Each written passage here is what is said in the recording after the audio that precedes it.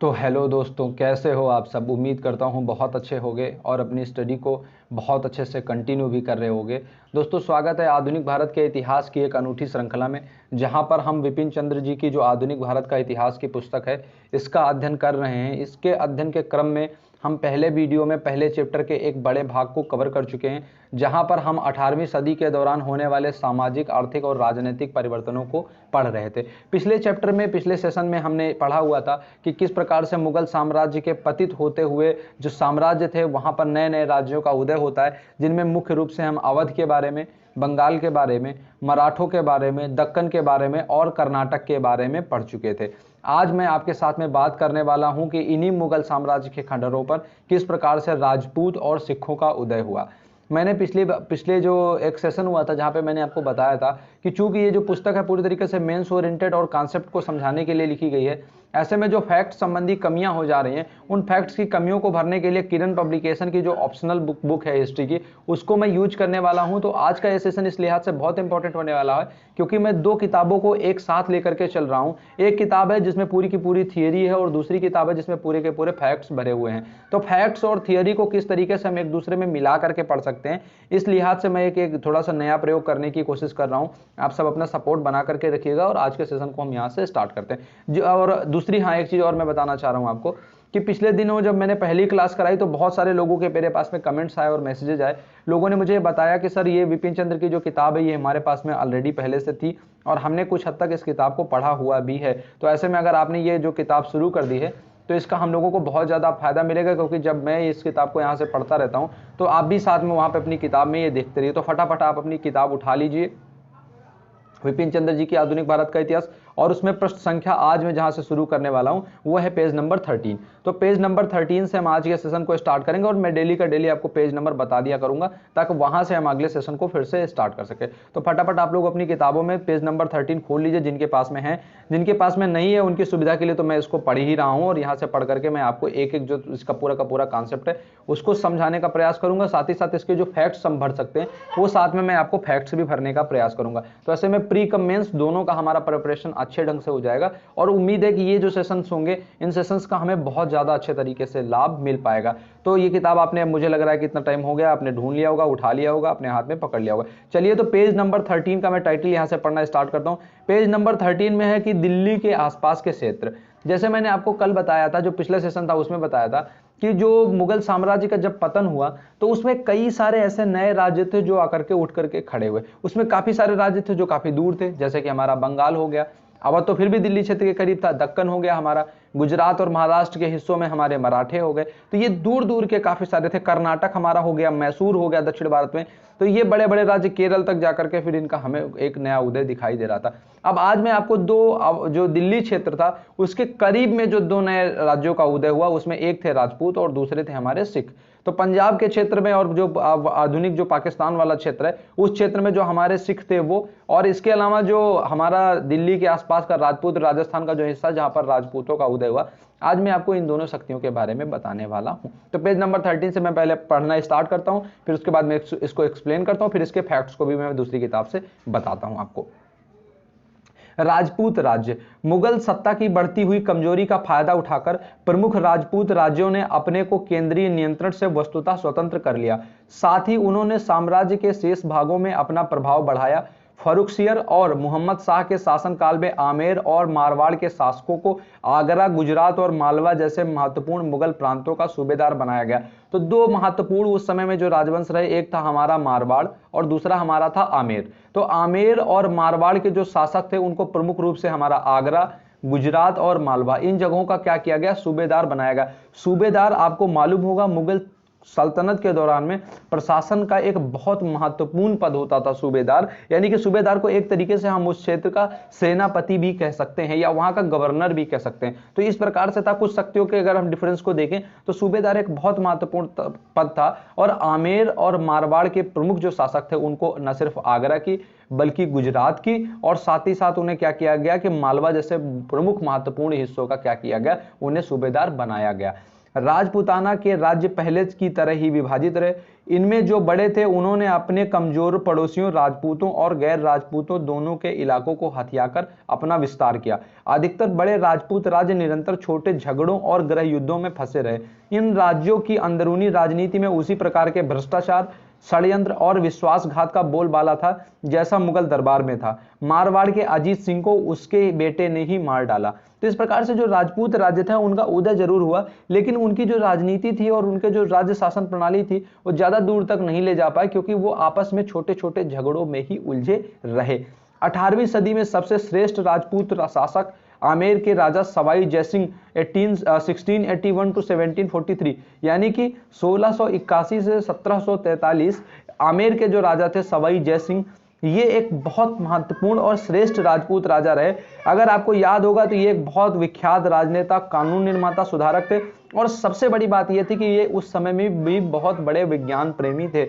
उल्लेखनीय है कि जिस युग में वह थे उनमें अधिकांश भारतीय वैज्ञानिक प्रगति के बारे में बहुत कुछ नहीं जानते थे। उन्होंने जाटों के लिए गए इलाकों में जयपुर शहर की स्थापना की और उसे विज्ञान और कला का महान केंद्र बनाया। जयपुर का निर्माण बिल्कुल वैज्ञानिक सिद्धांतों के आधार पर था और एक नियमित योजना के तहत इसका विकास किया गया था। उसकी चौड़ी सड़कें एक दूसरे को समकोणों पर काटती हैं। जयसिंह की सबसे बड़ी विशेषता यह थी कि वह एक महान खगोल शास्त्री भी थे। उन्होंने दिल्ली, जयपुर, उज्जैन और मथुरा में बिल्कुल सही और आधुनिक उपकरणों से सुसज्जित पर्यवेक्षणशालाएं बनवाई। कुछ उपकरण खुद जयसिंह के बनाए हुए थे। उनके खगोल शास्त्र संबंधी पर्यवेक्षण आश्चर्यजनक रूप से सही होते थे। उसने सारणियों का एक सेट तैयार किया जिससे लोगों को खगोल शास्त्र संबंधी पर्यवेक्षण करने में सहायता मिले। इसका नाम जिज मोहम्मद शाही था। तो उन्होंने एक पर्यवेक्षण के संबंध में एक टेबल तैयार किया जिससे क्या हो कि लोगों को पर्यवेक्षण करने में मदद मिले। इसका नाम उन्होंने जिज मोहम्मद शाही रखा था। तो राजपूत राजाओं में मैं व्यक्तिगत तौर से भी जिससे बहुत ज्यादा प्रभावित होता हूं वो है मिर्जा राजा सवाई जयसिंह। और इनकी जो वैज्ञानिक प्रणाली, इनकी जो वैज्ञानिक सोच थी, यह उस दौर में वाकई में भारतीयों में बहुत बहुत दुर्लभतम मात्रा में किसी व्यक्ति में पाई जाती थी तो पाई जाती थी। अन्यथा ऐसा विरला उदाहरण भारतीय इतिहास में अन्य हमें कहीं भी देखने को नहीं मिलता है। आगे अगर हम बात करें तो उन्होंने यूक्लिड की रेखा गणित के तत्व का अनुवाद संस्कृत में कराया। ठीक है, संस्कृत भाषा में उन्होंने क्या किया कि जो रेखा गणित के तत्व था यूक्लिड की किताब, इसके अलावा उन्होंने त्रिकोणमिति की बहुत सारी कृतियों, लघुगणकों को बनाने और उनके इस्तेमाल संबंधी नेपियर की रचना का अनुवाद संस्कृत में कराया। जयसिंह समाज सुधारक भी थे। उन्होंने एक कानून लागू करने की कोशिश की जिससे लड़की की शादी में किसी राजपूत को अत्यधिक खर्च के लिए मजबूर न होना पड़े। लड़की की शादी में भारी खर्च के कारण ही लड़कियों को जन्म देते ही मार दिया जाता था। इस साधारण राजा ने जयपुर पर 1699 से 1743 लगभग 44 वर्षों तक शासन किया। गाइस, तो राजपूत राज्यों में ये एक बहुत महान और एक बड़े शासक रहे जिन्होंने करीब करीब 44 सालों तक यहाँ पर शासन किया। अब इसके फैक्ट्स आप सुन लीजिए, मैं आपको इसके फैक्ट्स बता दे रहा हूँ। राजपूतों में क्या हुआ कि 18वीं सदी के राजपूत शासकों में जो मिर्जा राजा सवाई जयसिंह थे, इनका स्थान सर्वोपरि है। इन्होंने विज्ञान और कला के महान क्षेत्र के रूप में जयपुर की स्थापना की। तो जयपुर की स्थापना किसने की थी? मिर्जा राजा सवाई जयसिंह ने की हुई है। सवाई राजा जयसिंह कुशल शासक होने के साथ साथ महान विधिवेत्ता, खगोल शास्त्री, नगर नियोजक, नगर संस्थापक और वैज्ञानिक भी थे। आमेर के राजा जयसिंह को मिर्जा राजा सवाई की उपाधि मुगल बादशाह जहांदार शाह ने दी थी। बहुत इंपॉर्टेंट फैक्ट है, याद रखिएगा, मोस्ट इंपॉर्टेंट फैक्ट है। जो राजा जयसिंह थे इनको मिर्जा राजा समाई जो थे, मिर्जा राजा समाई की उपाधि किसने दी थी? ये दी थी जहांदार शाह ने। जो बहादुर शाह थे उसके बाद में जो इनका सक्सेसर बना था जहांदार शाह, जहांदार शाह ने इनको मिर्जा राजा की जो उपाधि थी, ठीक है, तो जो मिर्जा राजा समाई की उपाधि थी ये किसने दी हुई थी? ये इसी जहांदार शाह ने दी हुई थी। इसके अलावा जयसिंह ने क्या किया था कि मथुरा, उज्जैन, जयपुर, दिल्ली में आधुनिक उपकरणों युक्त वेधशालाओं का निर्माण कराया था। इसके अलावा अगर हम बात करें तो आमेर के राजा जयसिंह ने अपने शासनकाल के दौरान 2 अश्वमेध यज्ञ भी करवाए थे। जयसिंह ने जिज मोहम्मद शाही नाम से सारणियों का एक ऐसा सेट तैयार किया था जिससे खगोल शास्त्र के संबंधी पर्यवेक्षण में मदद मिलती थी। तो जिज मोहम्मद शाही इन्होंने तैयार करवाई। इसके अलावा इन्होंने आगरा, मथुरा, उज्जैन इत्यादि स्थानों पर वेधशालाएं स्थापित करवाई। प्रमुख रूप से वैज्ञानिक सोच वाले, बड़ी प्रगति वाले व्यक्ति थे ये। इसके अलावा जयपुर शहर की स्थापना भी इन्होंने ही की हुई थी। तो ये हो गई बात कुल मिलाकर के किसके बारे में? राजपूतों के बारे में। अब जो इंपॉर्टेंट है यहाँ पे जाटों के बारे में भी आपको थोड़ा बहुत पढ़ना है। इसके अलावा बंगस, पठान और रुहेलों के बारे में पढ़ना है जिसके बारे में दोनों ने लिखा हुआ है। लेकिन मैं अब आपको इंपॉर्टेंट रूप से जिसके बारे में बताना चाह रहा हूँ वो है सिख। सिखों के बारे में हमारे लिए जानना इसलिए इंपॉर्टेंट है क्योंकि सिखों का राज्य एक समय में काफी बड़े हिस्से तक फैल गया था। तो चलिए सिखों की क्या कॉन्सेप्ट थी, उनकी क्या कहानी थी और वो किस प्रकार से दिल्ली सल्तनत से आजाद होकर के उनका शासन पद्धति किस प्रकार से थी, इसके बारे में हम देखना स्टार्ट करते हैं। सबसे पहले मैं यहाँ से टाइटल से पढ़ता हूँ, पेज नंबर है 15, टाइटल है सिख। सिख धर्म की शुरुआत गुरु नानक ने 15वीं शताब्दी में की थी, हम सभी लोगों को यह बात पता है। यह पंजाब के जाट किसानों और अन्य छोटी जातियों के बीच में क्या हुआ, धीरे धीरे करके फैल गया। कौन? सिख धर्म। एक लड़ाकू समुदाय के रूप में सिखों को बदलने का काम गुरु गोविंद सिंह ने 1606 से 1645 ने आरंभ किया। गुरु गोविंद सिंह जी जिनका शासन काल रहा है 1606 से 1645, इन्होंने क्या किया कि सिखों को एक लड़ाकू समुदाय के रूप में बदलने का काम किया। तो गुरु गोविंद सिंह ने क्या किया, सिखों को एक सैन्यकृत रूप दिया, उनको एक सैनिकों के रूप में इन्होंने बदला गुरु गोविंद सिंह ने। क्वेश्चन पूछा जा चुका है कि किसने, जो सिख थे जिनको किसको सैनिकों के रूप में किसने ट्रांसफॉर्म जिनका किया, तो वो थे गुरु गोविंद सिंह। गुरु गोविंद सिंह जी ने क्या किया, इनको किसके रूप में परिणित किया, सैनिकों के रूप में परिणित किया सिखों को। इनका ये जो रहे हैं 1606 से 1645, मगर अपने 10वें और आखिरी गुरु जो थे कौन थे, गुरु गोविंद सिंह थे। तो काम जो था वो हरगोविंद ने किया था, लेकिन जो गुरु गोविंद सिंह थे 1666 से 1708, इनके नेतृत्व में सिख राजनीतिक और फौजी ताकत बनी। तो गुरु हरगोविंद और गुरु गोविंद सिंह दो बहुत इंपॉर्टेंट व्यक्ति रहे हैं सिखों में। तो जो हरगोविंद थे इन्होंने सबसे पहले ट्रांसफॉर्मेशन स्टार्ट किया था, लेकिन जो सर्वाधिक सर्वोच्च सैन्य शक्ति बने, जो सर्वाधिक सैन्यकरण किया गया, वो किया गया गुरु गोविंद सिंह के समय में। तो गुरु हरगोविंद और गुरु गोविंद सिंह, इन दोनों लोगों का नाम हमें याद रखना है फिलहाल, कंप्लीटली ये चीज याद रखनी। आगे बात करें तो हम औरंगजेब के फौजी और पहाड़ी राजाओं के खिलाफ 1699 से लेकर 1708 तक गुरु गोविंद सिंह ने लगातार लड़ाइयां लड़ी। औरंगजेब के मरने के बाद में गुरु गोविंद सिंह ने बहादुर शाह का भी साथ दिया। उनका ओहदा 5000 जात और 5000 सवार वाले सामंत का था। वे बहादुर शाह के साथ दक्कन गए, जहां उन्हें एक पठान नौकर ने विश्वासघात कर मार डाला था। गुरु गोविंद सिंह की मृत्यु के बाद में गुरु की परंपरा खत्म हो गई। सिखों का नेतृत्व उनके विश्वास पात्र शिष्य बंदा सिंह के हाथों में चला गया, जिन्हें बंदा बहादुर के नाम से भी जाना जाता है। बंदा ने पंजाब के किसानों और निम्न जातियों के लोगों को एकजुट किया और मुगल फौज के खिलाफ 8 साल तक जोश खरोश के साथ में गैर बराबरी की लड़ाई लड़ते रहे। उन्हें 1715 में पकड़ लिया गया और कत्ल भी कर दिया गया। उसकी असफलता के अनेक कारण थे। मुगल शासन, जैसे कि मुगल शासन अभी भी काफी शक्तिशाली था, पंजाब के संपन्न वर्ग और ऊंची जातियों के लोगों ने उसका विरोध किया। क्यों? क्योंकि वो निम्न जातियों और गांव की गरीब जनता का हिमायती था। अपनी धार्मिक कट्टरता के कारण वह मुगल विरोधी समस्त ताकतों को एकजुट नहीं कर सका। सिखों को फिर से उठ खड़ा होने का मौका नादिर शाह और अहमद शाह अब्दाली के आक्रमणों के कारण पंजाब के प्रशासन में हुई गड़बड़ी ने दिया। आक्रमणकारियों के फौजों के आगे बढ़ने पर सिखों ने बिना कोई भेदभाव किए सबको लूटा और धन तथा सैनिक शक्ति इकट्ठी की। अब्दाली के पंजाब से वापस जाने के बाद में राजनीतिक रिक्तता को भरना आरंभ किया। उन्होंने 1765 से 1800 के बीच में पंजाब और जम्मू कश्मीर पर अपने अधिकार कर लिया। सिख 12 मिसलों या संघों में संगठित थे, जो सूबों के विभिन्न भागों में काम करते थे। ये मिसल एक दूसरे के साथ पूरी तरह से सहयोग करते थे। मूलतः वे समानता के सिद्धांत पर आधारित थे। किसी मिसल के मामलों पर विचार करने और उसके प्रधान तथा अन्य अधिकारियों को चुनने में सभी सदस्य सामान्य रूप से हिस्सा लेते थे। धीरे धीरे मिसलों का जनतांत्रिक और अकुलीन चरित्र जो था वो लुप्त हो गया और शक्तिशाली प्रधानों, सामंतों और सरदारों तथा जमींदारों ने उन पर अपना दबदबा कायम कर लिया। भाईचारे की भावना और खालसा की एकता भी लुप्त हो गई, क्योंकि प्रधान निरंतर आपस में लड़ते रहते थे। उन्होंने अपने को स्वतंत्र सरदार घोषित कर दिया। तो चलिए अब इसको मैं आपको डिटेल से समझाता हूं कि इसकी कहानी क्या थी। गाइज हुआ क्या था, देखिए गुरु गोविंद सिंह जो थे और जो गुरु हरगोविंद थे, ये दो इंपॉर्टेंट रहे गुरु सिखों में, जिन्होंने काफी ज्यादा सिखों का क्या किया, ट्रांसफॉर्मेशन किया। ट्रांसफॉर्मेशन के एरा में क्या हुआ कि धीरे धीरे जो सिख पूरे के पूरे थे उनका सैन्यकरण हुआ और वो क्या करते थे कि पहले मुगलों के साथ में सहयोग में रहे। लेकिन हुआ क्या, एक स्टोरी ये पहुंची कि जब विश्वासघात के कारण क्या हुआ कि जो गुरु गोविंद सिंह जी जो थे, इनके अंतिम जो गुरु थे, उनका क्या किया गया, कत्ल कर दिया गया। और जब उसके बाद में क्या हुआ कि इनका जब कत्ल कर दिया गया, बहादुर शाह के साथ में, चूंकि ये गए हुए थे गुरु गोविंद सिंह जी, ठीक है, औरंगजेब के मरने के बाद में बहादुर शाह के साथ में थे। 5000 जात और 5000 जो इनका सवार था, इसका इनका ओहदा था। जब इनका कत्ल कर दिया गया, इसके बाद में जो फिर क्या हुआ, गुरु की परंपरा हो गई खत्म सिखों में। गुरु गोविंद सिंह के बाद में सिखों में गुरु की परंपरा पूरी तरीके से खत्म हो गई और इनका जो सबसे विश्वास पात्र बंदा बहादुर था, ठीक है, बंदा बहादुर के हाथों में नेतृत्व दे दिया गया। उसके बाद में गुरु ग्रंथ साहिब को गुरु मान लिया गया और इनके विश्वास पात्रों ने क्या किया, इसको जो पूरा का पूरा जो इनकी सैन्य शक्ति थी उसको रन करना स्टार्ट किया। बंदा बहादुर ने गैर बराबरी की लड़ाई मुगलों के साथ में करीब करीब 7 से 8 वर्षों तक लड़ी।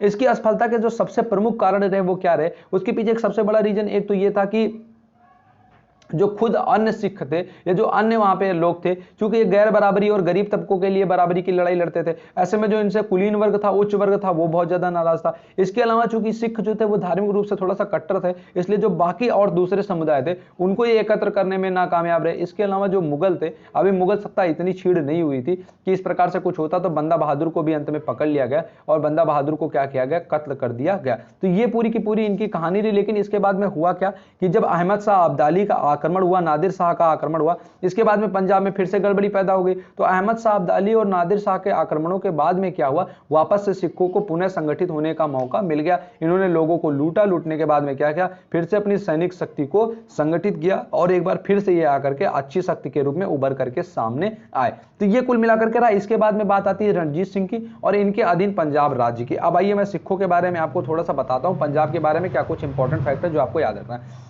मुगल काल में समृद्ध और उपजाऊ पंजाब प्रांत की राजधानी थी लाहौर। तो मुगलों के समय में पंजाब प्रांत की राजधानी क्या हुआ करती थी, वो हुआ करती थी लाहौर।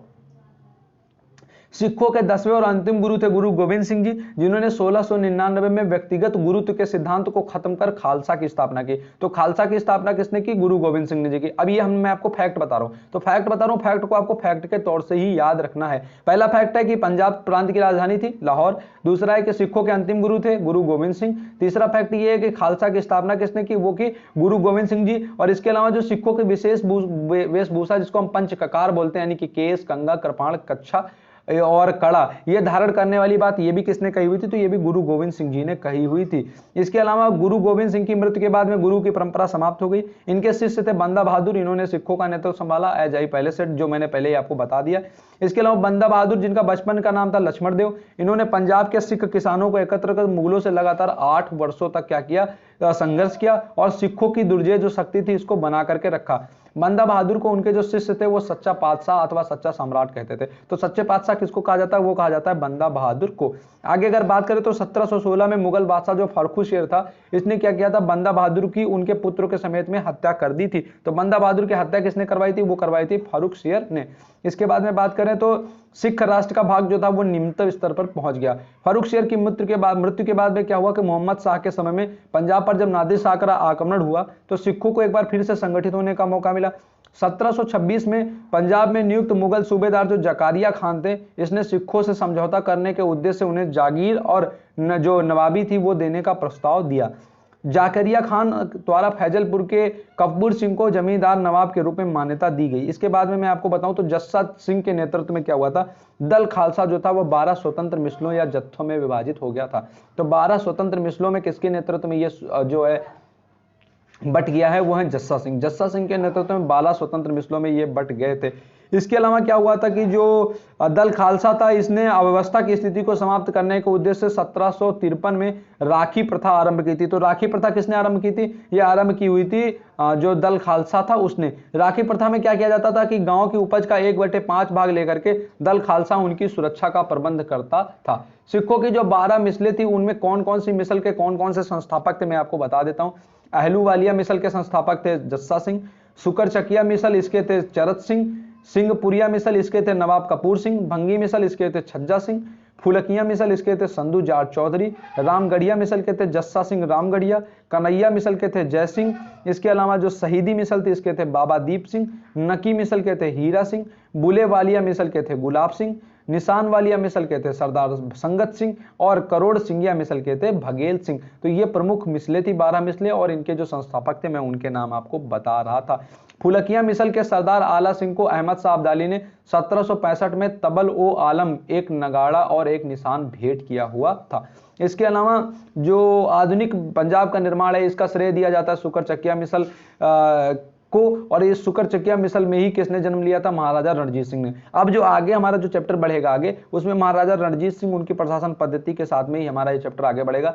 महाराजा रणजीत सिंह किस मिसल से संबंधित थे? वो थे सुकरचकिया मिसल से, और सुकरचकिया मिसल के संस्थापक कौन थे? वो थे चरत सिंह। तो चरत सिंह थे सुकरचकिया मिसल के संस्थापक, और जो हमारे रणजीत सिंह हैं ये सुकरचकिया मिसल से ही रिलेटेड थे। अब रणजीत सिंह और पंजाब की हम बात करेंगे। इनका शासनकाल रहा है 1792 से 1839 तक। तो महाराजा रणजीत सिंह के बारे में हम देखते हैं। काबुल का शासक जो जमना शाह था, जमना शाह जानते हैं किसका पुत्र था? अहमद शाह अब्दाली का। तो जो काबुल का शासक था जमना शाह, इसने रणजीत सिंह को उनकी महत्वपूर्ण सैन्य सेवाओं के लिए 1798 में राजा की उपाधि प्रदान की हुई थी, और लाहौर की सूबेदारी भी इन्हें दी गई थी। इसीलिए हम लोग इन्हें महाराजा रणजीत सिंह कहते हैं। तो इनको जो राजा की उपाधि है वो किसने दी हुई है? वो दी हुई है जमना शाह ने। जमना शाह किसका बेटा था? ये बेटा था अहमद शाह अब्दाली का।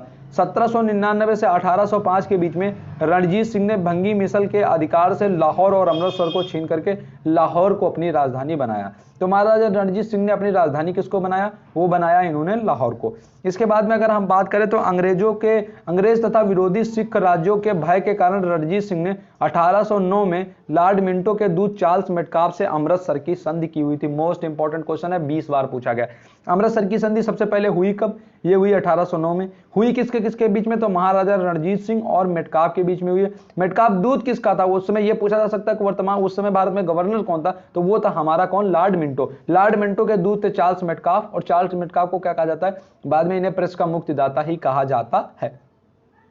1809 में जो शाह शुजा था, शाह शुजा कौन था? ये अहमद शाह अब्दाली का पौत्र था, यानी कि जमना शाह का बेटा था। तो इसने क्या किया था? इसके भाई को अपदस्थ कर लाहौर निर्वासित जीवन जो ये व्यतीत कर रहा था, इसने रणजीत सिंह ने इसको क्या किया था? पुनः सत्तासीन करने में सहायता की हुई थी।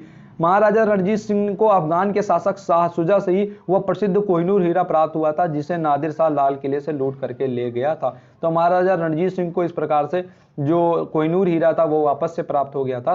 क्यों? क्योंकि इसने जो महत्वपूर्ण सेवाओं के लिए जो शाह शुजा था, इसने ये कोहिनूर हीरा जो था इनको दे दिया था। शाह शुजा कौन था? अहमद शाह अब्दाली का पौत्र था, और यानी कि जमना शाह का बेटा था। सिख सेनापति हरि सिंह नलवा ने जो जमरूद तथा पेशावर को क्या किया? अफगानों के कब्जे से छीन लिया, और 27 जून 1839 को महाराजा रणजीत सिंह की मृत्यु हो गई थी। तो ये कुल मिलाकर के रणजीत सिंह का जीवन रहा। इसके बाद में रणजीत सिंह का प्रशासन, और उसके बाद में प्रथम आंग्ल सिख युद्ध, फिर लाहौर की संधि होती है, फिर दूसरा आंग्ल सिख युद्ध होता है। इसके बाद में फिर जो सिख होते हैं वो पूरी तरीके से पराजित हो जाते हैं। तो चलिए मैं आपको अब यहाँ से प्रथम आंग्ल सिख युद्ध के बारे में बताता हूँ। पहले मैं आपको थोड़ा सा महाराजा रणजीत सिंह के प्रशासन के बारे में बता देता हूँ।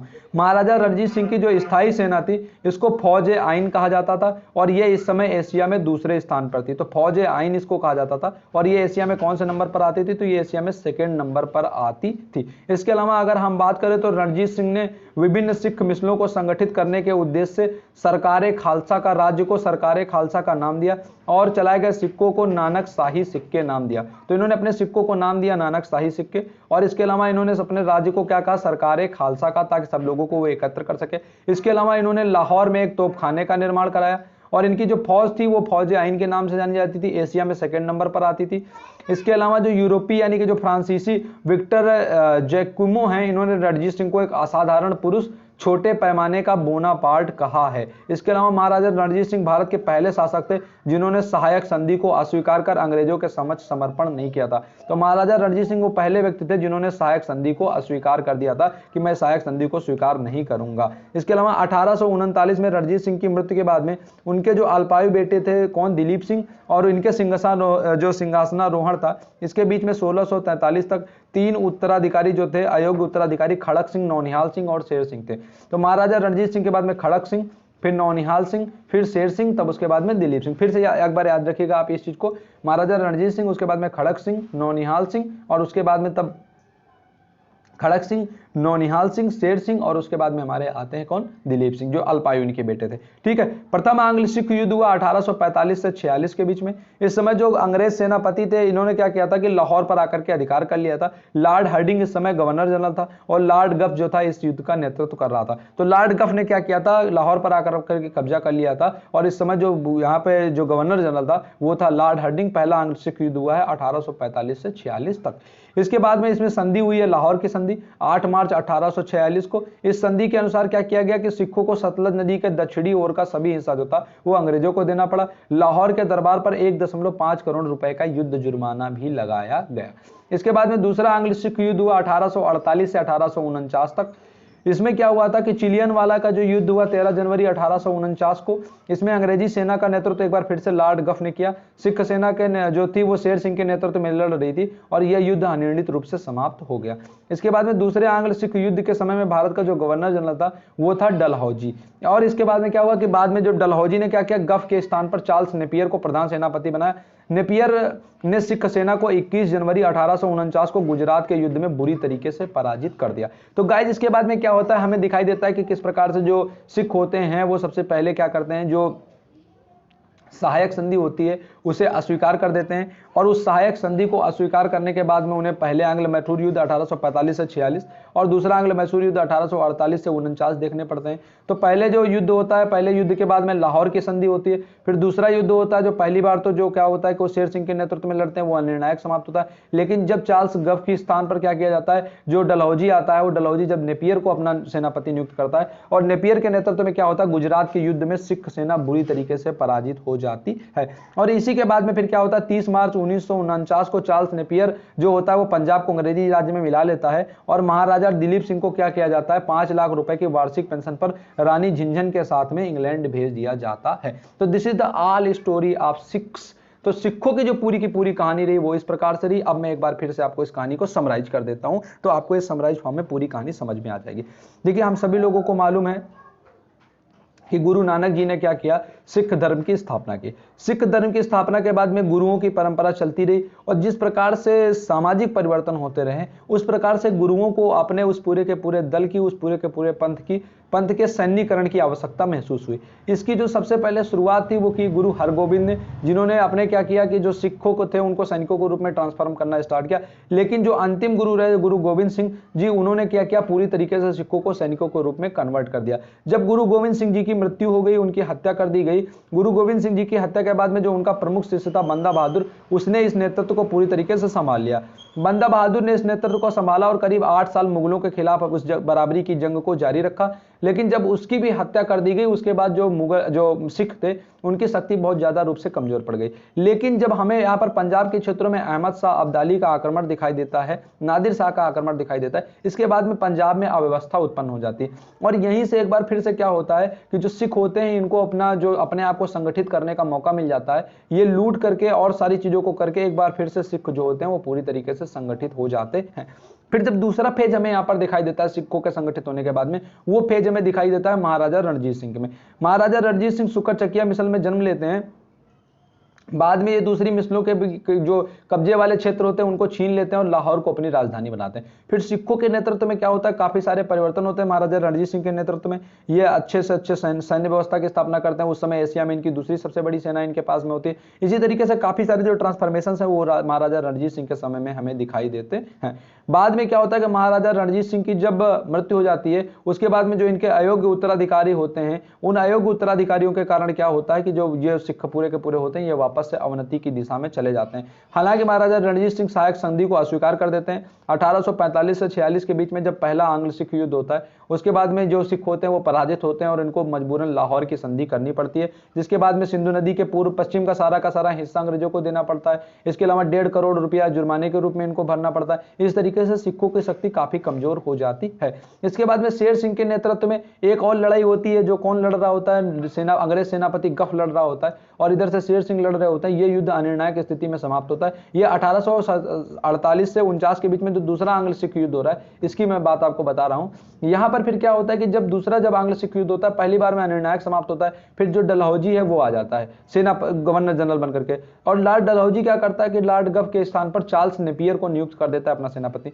नेपियर के नेतृत्व में सिख जो होते हैं वो गुजरात के युद्ध में बुरी तरीके से पराजित हो जाते हैं। और बुरी तरीके से पराजित होने के बाद में जो रानी झिंझन होती है और जो अल्पवयस्क पुत्र दिलीप सिंह होते हैं इनको 5 लाख रुपया वार्षिक पेंशन दे करके पढ़ाई करने के लिए इंग्लैंड भेज दिया जाता है। और पूरे के पूरे जो सिख होते हैं, जो सिख साम्राज्य होता है, इस पर अंग्रेज क्या कर लेते हैं, इस पर अंग्रेज पूरी तरीके से कब्जा कर लेते हैं। तो इस तरीके से क्या होता है कि जो पूरा का पूरा हमें एक जो फेज है वो यहाँ से खत्म हो जाता है। ये कुल मिलाकर के इतनी जो पूरी की पूरी शक्तियाँ हैं जिनके बारे में मैंने आपको बताया, अवध के बारे में मैंने आपको बताया, बंगाल के बारे में बताया, सिखों के बारे में बताया, पंजाब के बारे में, राजपूतों के बारे में, मराठों के बारे में, दक्कन के बारे में, कर्नाटक के बारे में, इसके अलावा मैसूर और बंगाल के बारे में। और बाद में हमें दिखाई देता है कि सारे के सारे एक एक करके हार जाते हैं और फिर अंग्रेजों का जो शासन है वो यहाँ पर हमें दिखाई देता है।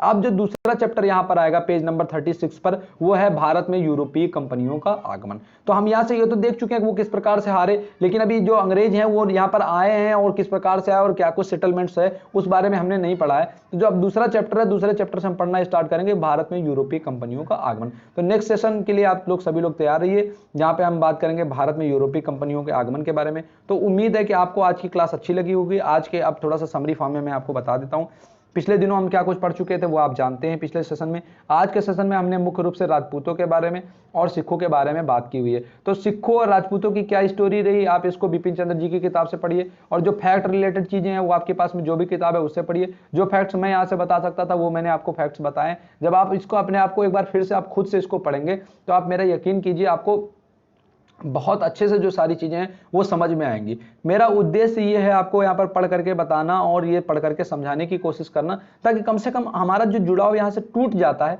उस जुड़ाव को हम देख सकें। मैं अगर अपने आप खुद की बात मैं आपको बताऊं तो कई बार क्या हो जाता है, जब मैंने बिपिन चंद्र जी की ये किताब ली थी उसके बाद में मैंने ये किताब एक बार पूरी तरीके से पढ़ी, लेकिन इसको दोबारा मुझे रिवीजन करने का मौका कभी भी नहीं मिला। लेकिन अब आपके माध्यम से मुझे भी इस बुक का एक बार फिर से रिव्यू करने का मौका मिल रहा है, रिवीजन करने का मौका मिल रहा है। किरण पब्लिकेशन की किताब जिससे मैं आपको ये फैक्ट्स बता रहा था, सारे के सारे फैक्ट्स अगर मैं आपको एक किताब दिखाऊं तो मैंने हाईलाइट किए हुए हैं, यानी कि देखिए सारे के सारे फैक्ट्स जो हैं ये मैंने पहले भी पढ़े हुए हैं और मैंने पहले भी पढ़ करके इनको कई बार देखा हुआ है, लेकिन अब इनका रिवीजन करने का मौका मुझे खुद से नहीं मिल पा रहा था। तो कम से कम आपके माध्यम से मुझे इन फैक्ट्स को रिवीजन करने का मौका मिला है, इन फैक्ट्स को समझने का मौका मिला है। जब मैं आपको ओवरव्यू करके बताता हूं, जब मैं आपको समरी फॉर्म में बताता हूं तो वो चीजें मुझे भी समरी फॉर्म में समझ में आती हैं कि हाँ ये इसकी समरी है, और इस समरी फॉर्म का भी मेरे रिवीजन होता चला जाता है। तो ऐसे में जब इसके साथ में आप कनेक्ट होने की कोशिश करेंगे, मेरी क्लासेस के साथ में आप कनेक्ट होने की कोशिश करेंगे, तो आप किताबों के साथ में भी इनडायरेक्टली कनेक्ट हो जाएंगे। जब मैं बिपिन चंद्र की किताब पढ़ूंगा तो आप भी बिपिन चंद्र की किताब के साथ में इनडायरेक्टली कनेक्ट हो जाएंगे, और यहाँ पे जब मैं फैक्ट्स के साथ में कनेक्ट होऊंगा तो आप भी फैक्ट्स के साथ में इनडायरेक्टली कनेक्ट हो जाएंगे। और आपका जब बुक्स और फैक्ट्स के साथ में जब आपका कनेक्शन बन जाएगा तो जरूरी नहीं है कि फिर आप मेरी क्लासेस देखें या फिर आपको मेरी क्लास या किसी और की क्लास देखनी पड़े, फिर आप खुद से सारी चीजों को पढ़ पाएंगे। तो आज के सेशन में इतना ही। उम्मीद है आपको इस सेशन से कुछ ना कुछ नया जरूर सीखने को मिला होगा। और मेरे इस सेशन का मैं बार बार कहता हूं, आज लास्ट टाइम फिर एक बार आपसे कहना चाह रहा हूं कि मेरे इन सेशंस का सिर्फ और सिर्फ एक उद्देश्य है, आपको किताबों के साथ में जोड़ना। तो मैं किसी तरीके से यहाँ पे जो किताब को पढ़ करके आपको नॉलेज देने की कोशिश नहीं करता हूं, बल्कि आपको मैं उस किताब के साथ में कनेक्ट करने की कोशिश करता हूं कि आप उस पुस्तक के साथ में जुड़ सके। और जिस दिन आप किताबों के साथ में कनेक्ट हो जाएंगे, मेरा यकीन कीजिए सफलता आपके बहुत करीब आ जाएगी, और फिर किसी गुरु की या फिर किसी की भी आपको जरूरत नहीं रह जाएगी। तो जब तक किताबों के साथ में कनेक्ट नहीं आप हो पा रहे हैं, तब तक धीरे धीरे मेरे सेशंस के साथ में आप जुड़े रहिए, आपको फायदा होता रहेगा, मुझे फायदा होता रहेगा। तो थैंक यू सो मच।